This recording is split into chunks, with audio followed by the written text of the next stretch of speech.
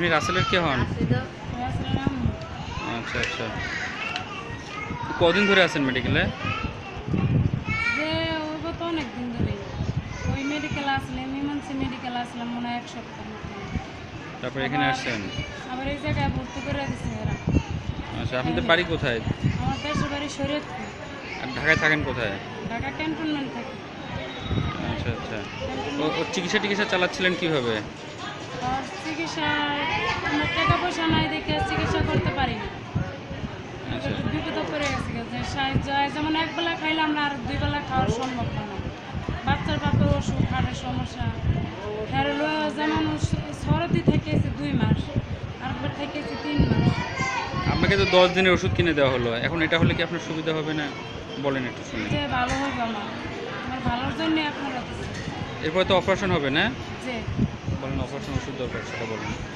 Operation ওষুধ আপনার, operation ওষুধ সেটা বলেন। অপারেশন হবে না। আচ্ছা আচ্ছা, এমনি সবার সামনে মাসে যদি আল্লাহ যদি দেয় মন চায় আপনার অপারেশন ওষুধপত্র প্রয়োজন?